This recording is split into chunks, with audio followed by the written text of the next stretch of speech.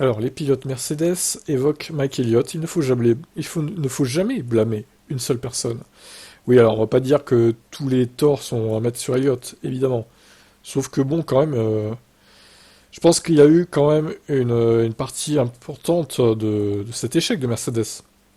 C'était lui le chef du développement à la base, hein. Ce dont nous devons nous souvenir, c'est que rien n'est imputable à une seule personne. Nous faisons tout en tant qu'équipe. Il y a tellement de pièces mobiles à l'usine, donc il n'y a pas un seul individu responsable de cette situation. C'est un collectif, a déclaré Hamilton. C'est sa décision de passer à autre chose et de faire quelque chose de différent. Je lui souhaite absolument tout le meilleur. Je suis super reconnaissant pour toutes ses contributions au cours de ces années. Je sais que quoi qu'il fasse ensuite, il sera génial parce que c'est un super cerveau. Ouais.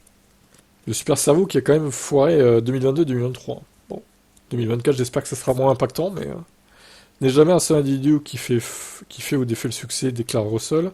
C'est toujours un collectif, vous avez toujours un leader, quelqu'un à la barre qui dirige le navire. Bon. Comme le dit le proverbe, nous gagnons et perdons ensemble. Mike a joué un rôle énorme dans l'équipe, et il est très important de se rappeler qu'il était le chef aérodynamicien pendant toutes les années de gloire. Et on peut dire qu'avec le directeur technique, c'est la partie la plus vitale de chaque équipe de F1.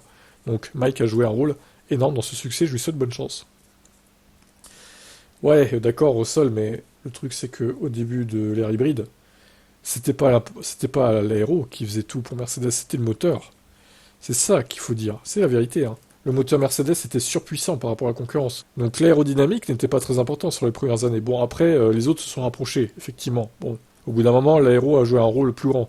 Mais bon, tous les années de succès sont pas imputables à Mike Elliott, c'est plutôt au département moteur qu'on le doit. Parce que vous regardez le moteur Mercedes, même sur la Williams, à l'époque, 2014-2015, c'était quelque chose, hein. La Williams, c'était la deuxième meilleure équipe, on le rappelle, hein. Donc bon, Mike Elliott, ok, bon, il n'est pas à 100% fautif de tout ça, mais quand même, je pense qu'il a quand même une part importante. Qu'en pensez-vous de Mike Elliott?